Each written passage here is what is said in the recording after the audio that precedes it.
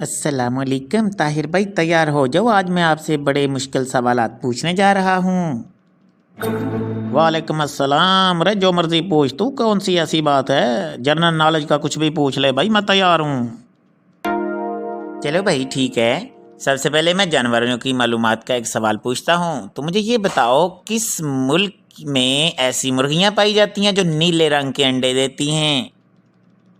अरे बोले तो उसने कोई नील वगैरह पी लिया होगा भाई, गलती हो गई भाई, उससे माफ़ी दे दो।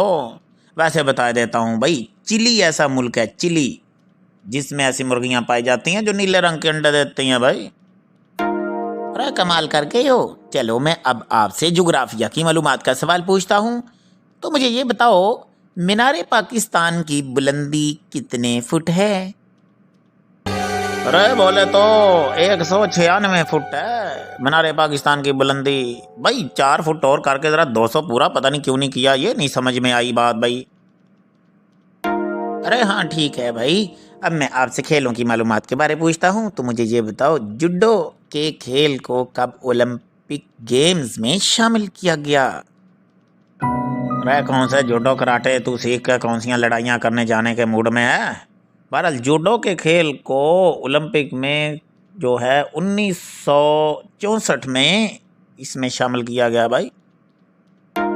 अरे बिल्कुल ठीक कहा। अब मैं आपसे तारीखी मालूमात का एक सवाल पूछता हूँ। तो मुझे ये बताओ, मशहूर आखिरी बादशाह जो मुगलिया खानदान का था, बहादुर शाह जफर, उसका पूरा नाम क्या था?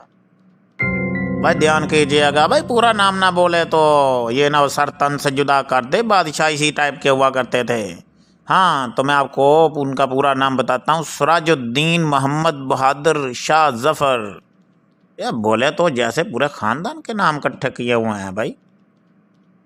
हाँ भाई ठीक है। तो मैं इजादात की मालूमात में से पूछता हूँ कि बारूद के मुज्जिद कौन थे? अरे बोले तो वो एक ज़हीन मुसलमान बंदा मीर फतेहुल्लाह ने बारूद को ईजाद किया था।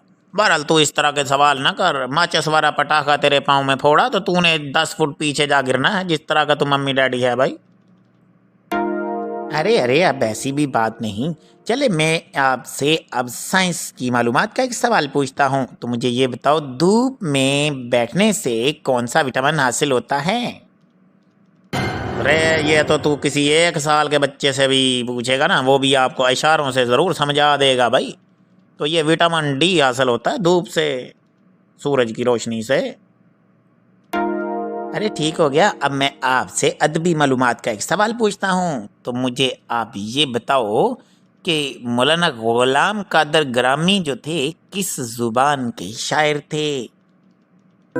अरे मौलाना गुलाम कादर ग्रामी फारसी के शायर थे भाई। फारसी तुम सीख लो, बड़ी मुश्किल है भाई, मुझे तो लगती ऐसे चूंके चुनाचे और चह मचह करता रहता बंदा। अरे हाँ ठीक है, आसान है फारसी बहुत ज़्यादा। अब आपसे मैं एक तारीखी और सियासी मालूमात का सवाल पूछता हूँ। मुझे ये बताओ कि मीनारे पाकिस्तान का संगे बुनियाद किसने रखा था? अरे बोले तो मीनारे पाकिस्तान का संगे बुनियाद वो यहाँ के साबका गवर्नर भी थे, अख्तर हुसैन उनका नाम था, उन्होंने रखा था भाई। अच्छा भाई, मैं अब आपसे इस्लामी तारीखी मालूमात का एक सवाल पूछता हूँ। तो आप ये बताओ, खाना काबा में सबसे पहले बाकायदा दरवाज़ा किसने बनवाया था?